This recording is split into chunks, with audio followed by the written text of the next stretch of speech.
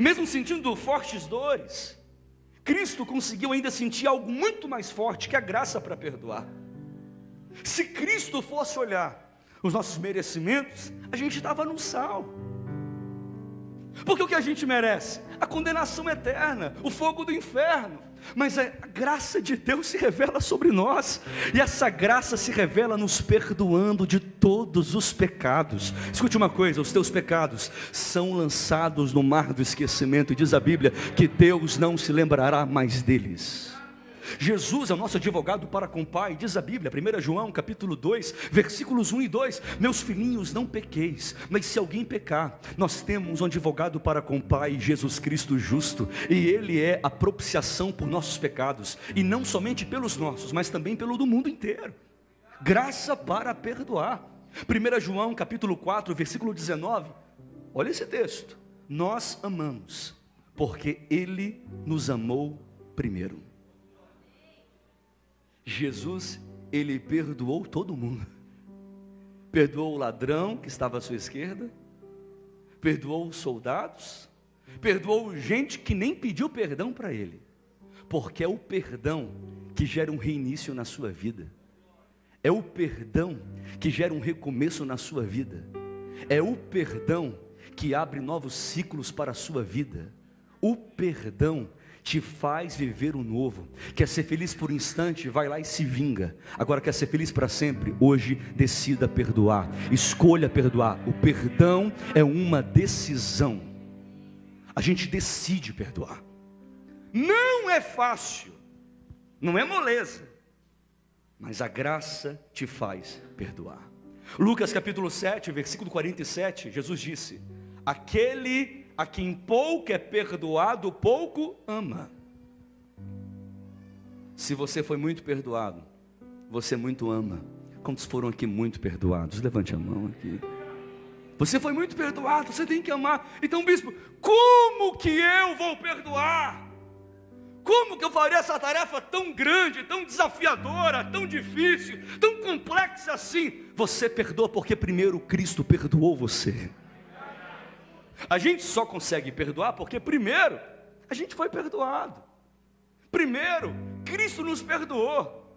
Ai, bispo, mas é um desafio tão grande, é tão complicado. Preste atenção, começa assim. Quando você é ferido, é machucado, quando alguém faz algo terrível contra você, a sua vontade é uma: Pai, se eu ver aquele fulano, eu atropelo ele. Não seja hipócrita não, sim ou não? É desse jeito. Aí você decide perdoar, porque é uma trajetória, é um caminho do perdão. O perdão é a casa onde Deus mora, sim ou não? Aí você decidiu, na semana seguinte está assim: Deus, se eu ver fulano, eu deixo ele aleijado. Você está em uma trilha, um caminho de perdão. Na outra semana você está assim: Senhor, se eu ver fulano, eu vou dar um susto nele. Na outra semana você está assim: Senhor, se eu ver até o buzino, fala: ei, beleza? Perdão é uma decisão. Então, quando alguém te ofender, quando alguém falar algo terrível contra você, quando você sentir dor, lembre-se daquilo que Jesus na cruz ele sentiu, e receba a graça para perdoar quem te ofendeu. Se alguém perguntar: por que você perdoa? Por que você perdoa aquele que não merece ser perdoado? Você vai dizer: porque Cristo me perdoou. Sabe, a graça de Deus te capacita para perdoar. Agora, deixa eu pôr isso aqui entre parênteses, eu estou no finalzinho já. Porque além de perdoar o outro, você tem que se perdoar também. Não tem ninguém que é masoquista aqui, sim ou não? Porque Jesus te perdoou. E tem muita gente que está aqui que ainda não se perdoou. Coisas do passado são como um fantasma para você à noite. Então hoje você vai se perdoar completamente também, porque Jesus já perdoou você. Então contra a sua vida não haverão mais condenações, porque aqueles que estão em Cristo Jesus não existem mais condenações. Diga amém. E eu termino. Eu falei de graça para você amar, graça para perdoar. Eu quero falar agora, por último, desta graça para sonhar. Quando passamos por dificuldades, quando passamos por lutas, quando passamos por pressões, quando passamos por dores, A maioria de nós fazemos isso. Eu vou chutar o pau da barraca. Eu vou desistir. Eu vou desistir de igreja, da minha família, vou desistir disso, daquilo outro. Quando a pressão vem, a maioria de nós retrocede, recua, olha para trás, vira-se para trás e prefere fugir.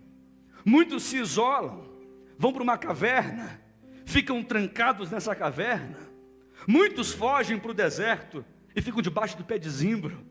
Muitos ficam desesperados, sem rumo, sem destino, às vezes em um labirinto, não querendo mais sonhar, não acreditando mais. Mas escute, a graça de Deus te faz sonhar novamente.